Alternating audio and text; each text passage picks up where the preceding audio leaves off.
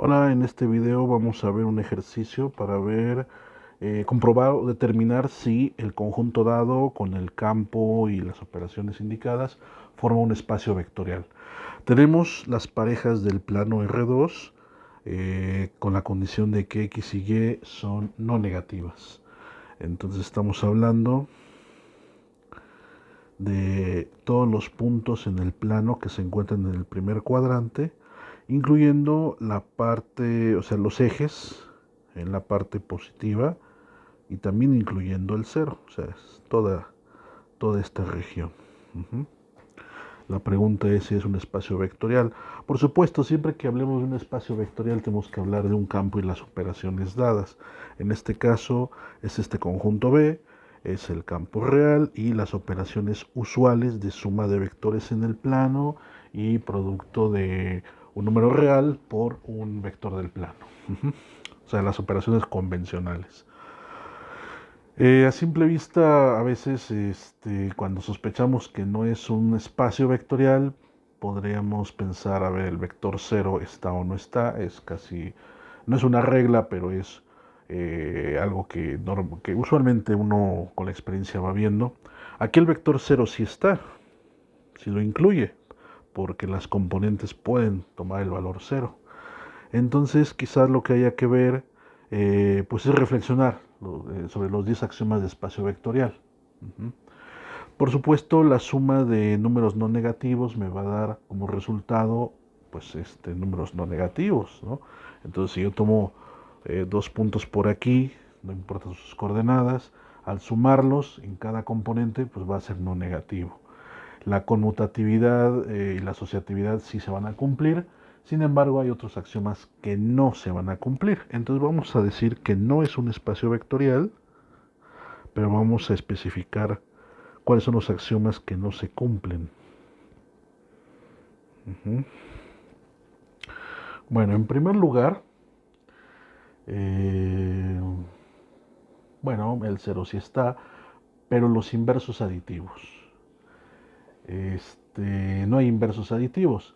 ¿Qué dice la propiedad de... O sea, recordemos que hay 5 axiomas para la suma y 5 axiomas para el producto por el escalar. Eh, Uno de los axiomas de la suma, usualmente es el último, pero no importa realmente el orden, es que existe el neutro aditivo en el espacio vectorial. O sea que si yo tengo un U en B, en este caso B pues el primer cuadrante del plano, incluyendo los semiejes positivos y el cero. Si U está en B, existe un único elemento denotado por menos U en B, tal que B sumado con menos B me tiene que dar cero. Y bueno, por supuesto, no existe. Supongamos que sí, ¿no? O sea, supongamos que si vamos a decir, o sea, este es el axioma, ¿no?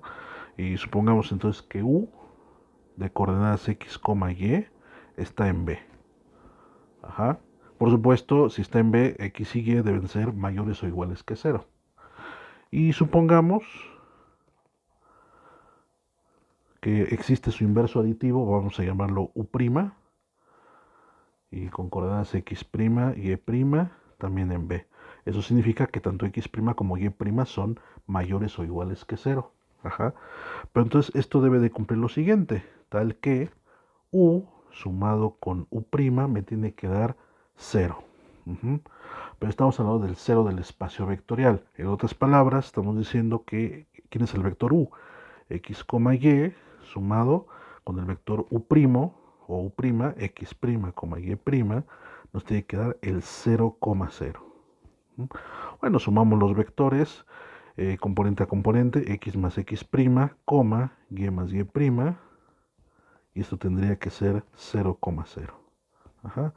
Entonces, pues por definición de igualdad de vectores en el plano, esto implica entonces que la primer componente, x más x', la igualamos con la segunda, con la primer componente del otro vector, esto es 0, y análogamente y más y' me tiene que dar 0. Por supuesto, al hacer el despeje correspondiente, pues resulta que x' tendría que ser menos x y que y' tendría que ser menos y. Ujú. Pero ¿eso qué significa? Si x es mayor o igual que 0, menos x es menor o igual que 0. Si y es mayor o igual que 0, menos y es menor o igual que 0. Porque recordemos que la condición del vector u, que está en B, es que sus componentes sean mayores o iguales que 0. Entonces, ¿qué es lo que pasa con menos x y menos y? Pues son menores o iguales que 0. Eso significa que entonces el vector u' no está en el espacio vectorial.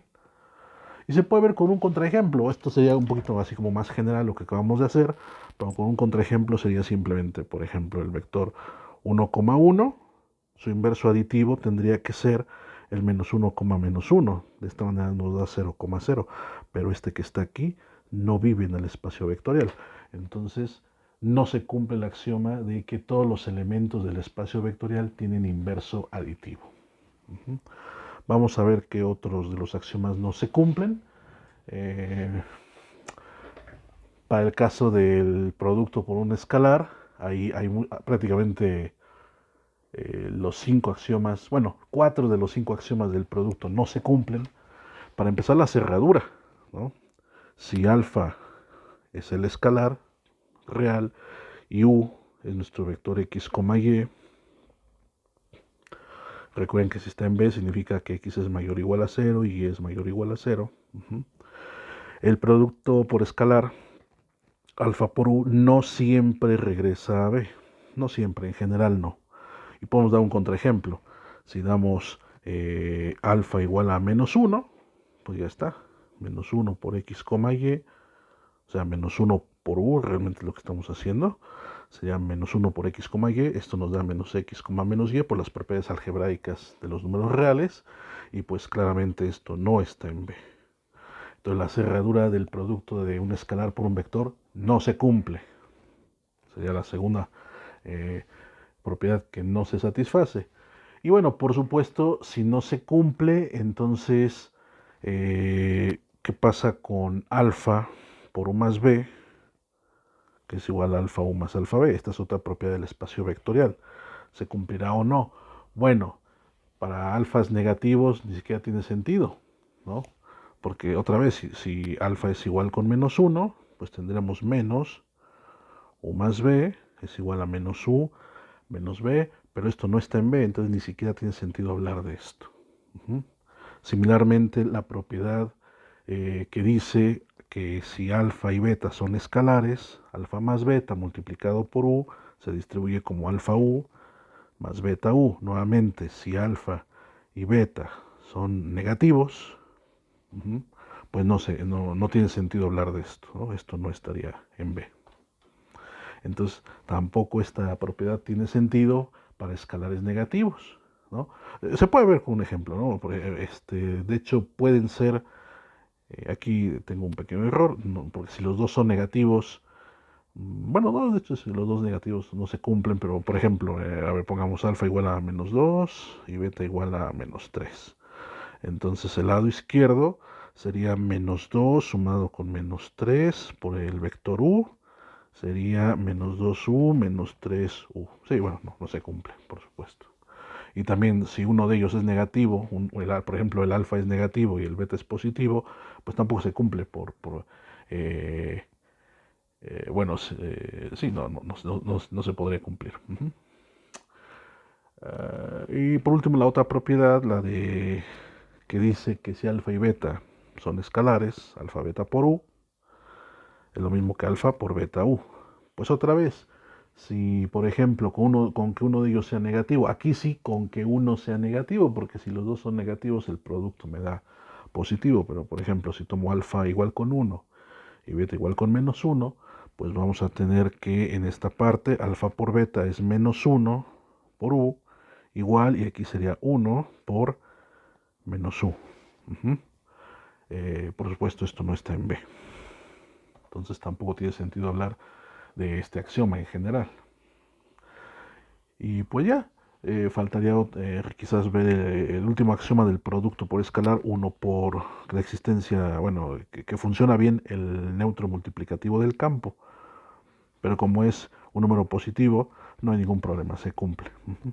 Entonces realmente los axiomas que que no se cumplen en general para este conjunto, para este espacio vectorial, es por parte de la suma, la existencia de inversos aditivos, ajá, y por parte del producto por escalar, prácticamente todos, empezando por la cerradura, estas dos distributividades. La distributividad es para la suma de vectores, para la suma de escalares, y la asociatividad del producto por escalar no se cumplirían. Entonces, pues bueno, son los axiomas que no se cumplen y hacen que B no sea espacio vectorial.